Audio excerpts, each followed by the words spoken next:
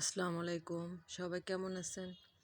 আশা করি ভালো আছেন। আমিও অনেক ভালো আছি। আজকে রান্না করব আলু দিয়ে মুরগির মাংস। এই জন্য মাংসগুলো ভালো করে ধুয়ে নিয়েছি। তারপরে হলুদ, লবণ, মরিচ, বাটা মশলা, আদা রসুন বাটা, জিরা বাটা এবং গোলমরিচ, দারচিনি সব বাটা মশলা দিয়েছি আজকে।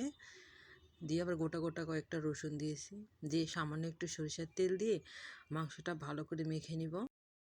যত ভালো করে মাখা হবে তত মাংসটাও টেস্ট হবে। ভালো করে মেখে মাংসটা 10 মিনিটের জন্য রেখে দিব।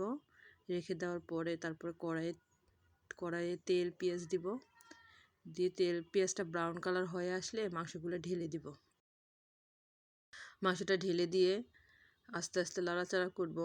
মাংস মেখে রাখার জন্য হালকা পানি বেরোইছে মাংস দিয়ে। ওই পানিটা যতক্ষণ না টানছে, টানার পরে আস্তে আস্তে লাড়তে লাড়তে তেল উঠে আসবে। ভালো করে কষাবো মাংসটা যত ভালো কষা হবে তত মাংসটা খেতে টেস্ট হবে। কষায় পানি দিয়ে দিব পরিমাণ মতো। তারপরে পানিটা শুকায় গেলে আমার একটা সিক্রেট মশলা আছে, ওইটা দিব। দিয়ে 5 মিনিট চুলার উপর রেখে দিব। রেখে দেওয়ার পরে 5 মিনিট পরেই নামিয়ে ফেলবো চুলা থেকে। এরকম করে রান্না করবেন, ভালো লাগবে।